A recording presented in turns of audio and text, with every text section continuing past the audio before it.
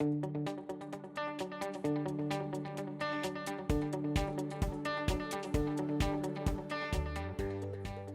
previously talked about how I'd done a law degree and was working in health law, which is what I continue to do today. And I wanted to share with you a bit about my experiences of situations where nurses may come involved in the legal system as a result of their clinical care. And there's usually 3 different scenarios in which a nurse may become involved in the legal system. The first is coronial inquiries. The second is disciplinary proceedings, and the third is civil litigation. And I want to talk to you a bit about each of those separate areas. The first area where we assist nurses is in coronial investigations. And it's important to be aware that your involvement in a coronial inquest will be dependent upon the standard of care that you have delivered to your patient. The role of the coroner is to determine the manner and cause of death of a patient that has occurred in hospital. And there are certain circumstances where there is a legal obligation to report the death of a patient. Not all deaths of patients need to be reported to the coroners, only in some circumstances. And you may be involved in what is called an inquest. And essentially that is a hearing which is presided over by the coroner, in which people will come and give evidence so that the coroner can determine the cause and manner and death of a patient.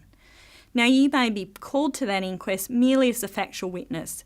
That is, there is no concern about the level of care that you provided to the patient who is now deceased. You are merely there to assist the coroner to communicate what your involvement and what you saw and did. In that situation, you will typically be represented by lawyers who represent the hospital. In other situations, however, if there is a concern about the care that you have provided to the patient, then the coroner may issue a notice and name you as a person of interest. If that occurs, you usually will not be represented by the hospital and you need to get your own legal representation. It is critical that you receive legal advice in these situations because your registration may be affected. At the end of an inquest, a coroner cannot attribute blame to any party per se. However, they may make recommendations in order to try and change processes and procedures to prevent another death such as this occurring in the future, or they may also possibly refer you off to your registering body for further investigation in relation to the level standard of care that you provided to that patient. That takes me to the second area where we tend to see nurses, as a result of their clinical care, coming into contact with the legal system. Now, the disciplinary sphere is a critical sphere because this is a sphere where your right to practice and continue practicing as a nurse may be put in jeopardy. And there's a variety of mechanisms which the registering bodies will use in order to examine any concerns about the care that you've provided to a patient. You may come under scrutiny by them through a variety of means. It may be on referral from the coroner, like we've just discussed. It might be a complaint that's been made by a patient or even a relative. Potentially, it may also be as a result of a notification of your employer. Now, if a complaint is made to the registering body, you will be asked to respond to that. And you should obtain legal advice prior to doing that to ensure that your interests are properly protected, because the matter may escalate such that you're before a professional standards committee or the nursing tribunal, and in those situations your registration is potentially at risk.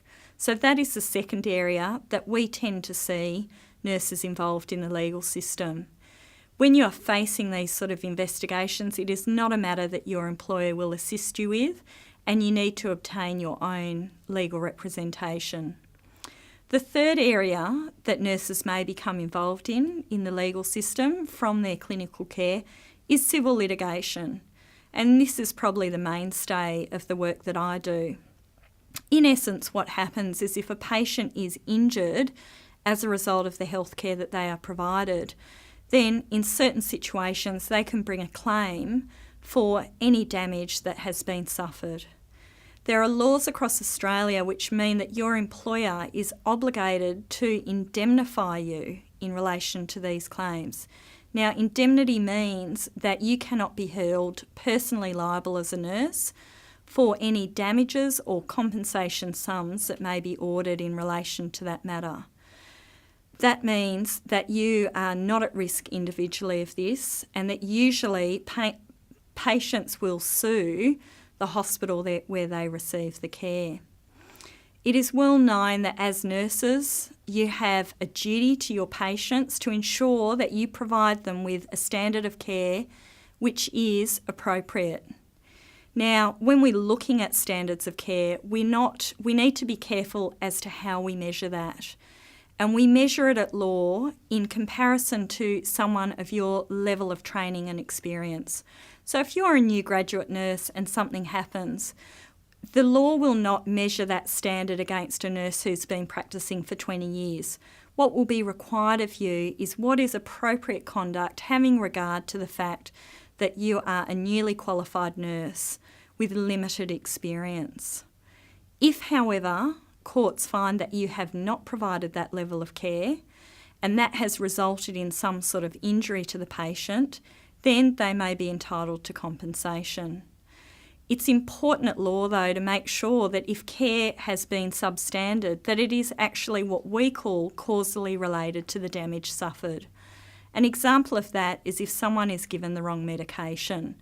Presumably that is as a result of substandard care, or the person wouldn't have received the wrong medication in the first place. If, however, the person that received that medication didn't suffer any adverse effect, then there's no claim for compensation because they haven't suffered any form of damage. If, however, say for example, they suffered a severe allergic reaction to that, which resulted in them having respiratory difficulty and subsequent brain damage, then that is something that is potentially compensable at law. There are also instances where patients die in hospital. Claims may be made in relation to those. So that is the third and final area that we tend to see nurses involved. And the process, once litigation has commenced, if your care is under question, then you'll be spoken to by the hospital solicitors, and a process will be embarked on to determine whether the standard of your care was appropriate or whether it was found wanting.